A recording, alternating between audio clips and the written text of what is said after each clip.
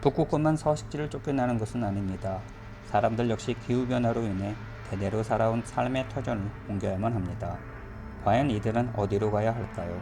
또 어디로 갈 수 있을까요? 기후변화 5번째 이야기는 이들 기후난민에 대해서 이야기해 보려고 합니다. 2008년 유엔 총회에서 키리바시 아노테통 대통령의 연설이 있었습니다. 키리바시라는 이름도 생소한 나라의 대통령의 연설이었지만 그 연설이 국제사회에 던진 의미는 무척이나 컸습니다. On climate change, while the international community continues to point fingers at each other regarding responsibility for and leadership on this issue, our people continue to experience the impact of climate change and sea level rise. 키리바시는 태평양 한가운데 16개의 섬들로 이루어진 인구가 12만 명에 불과한 작은 섬나라입니다. 하지만 세계에서 가장 먼저 태양이 뜨는 나라로 아름다운 바다와 함께 그림 같은 풍경을 자랑합니다. 그곳에는 또한 자연이 주는 은혜에 감사하며 수천 년을 살아온 평화롭고 순박한 사람들이 살고 있습니다. 그런데 이 아름다운 나라 키리바시가 지구온난화로 인해 사라질 첫 번째 국가가 될 것이라 합니다. 키리바시 국토는 평균 고도가 해발 2m에 불과하다고 합니다.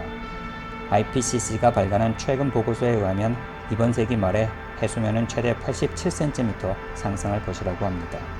이에 따라 키리바시는 이번 세기 안에 섬의 상당 부분이 침수될 것으로 예상됩니다. 이미 키리바시 주민들은 기후변화로 인해 많은 피해를 입고 있습니다.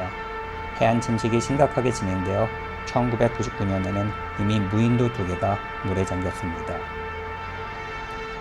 해수면의 상승과 함께 빈발하는 태풍, 그리고 강수량의 감소로 염해 피해 역시 늘어나고 있습니다. 식수원인 지하수가 소금물로 바뀌고 병작지도 줄어들고 있습니다. 주민들은 해안가의 모래주머니로 제방을 쌓거나 맹그로브를 심으며 갖은 노력을 하고 있습니다. 하지만 그런 노력들은 거대한 기후재앙 앞에서 임시 방편에 불과합니다. 생존을 위해 키리바시 주민들이 선택할 수 있는 최선의 길은 다른 나라로의 이주밖에 없어 보입니다. 그런데 여러분은 아시나요? 키리바시는 전 세계에서 온실가스 배출량이 가장 적은 국가들 중 하나라는 사실을 말합니다. 그럼에도 기후변화의 영향으로 가장 큰 피해를 입는 국가가 되었습니다. 이런 잔혹한 현실이 너무도 안타깝고 때론 이런 현실에 분노를 느낍니다. 제3자가 이럴 텐데 당사자들의 심정은 어떨까요? 2008년 아노테통 대통령의 잔잔한 연설이 시든 피맺힌 절규였음을 뼈저리게 느낍니다. 삶의 터전을 떠나야만 하는 이들 키리바시 주민들을 우리는 기후난민이라 부릅니다. 기후난민이란 기후변화로 인해 가정, 일자리, 삶의 터전을 잃고 이주하는 사람들을 말합니다. 해수면 상승이 가속화된다면 저지대 섬나라들뿐만 아니라 세계의 해안 저지대에서 수많은 기후난민들이 배출될 것입니다. 몰디브, 투발루, 피지, 뉴기니 등의 섬나라들은 키리바시와 같이 전 국토가 26개에 직면하고 있습니다. 뿐만 아니라 인도네시아 자카르타, 미국의 플로리다와 뉴욕, 중국의 상하이, 일본의 도쿄, 오사카, 그리고 베트남의 메콩 델타와 호치민 등의 저지대 상당 부분도 물에 잠길 것입니다.